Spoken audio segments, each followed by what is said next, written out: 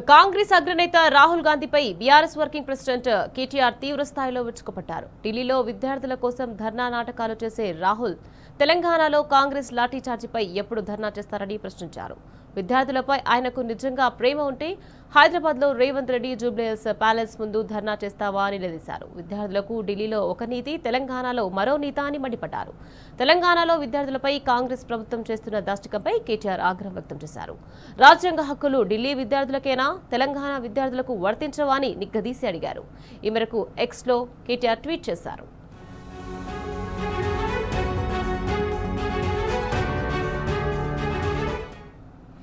కాంగ్రెస్ అధికారంలో ఉన్న తెలంగాణలో విద్యార్థులపై పోలీసులు లాఠీ చార్జ్ చేస్తున్నా, వారిని ఈడ్చుకెళ్తున్నా, వారి హక్కులను అణిచివేస్తున్న రాహుల్ గాంధీ స్పందించకపోవడం కాంగ్రెస్ పార్టీ ద్వంద్వ ప్రమాణాలకు నిదర్శనమని కేటీఆర్ విమర్శించారు.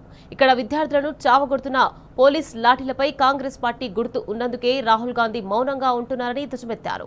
విద్యార్థుల హక్కుల విషయంలో రాజకీయాలకు అతీతంగా నిలబడతారా, లేక కాంగ్రెస్ ప్రభుత్వం చేస్తున్న దమనకాండకు రాజకీయ రక్షణ కల్పిస్తారా అని రాహుల్ గాంధీని కేటీఆర్ ప్రశ్నించారు.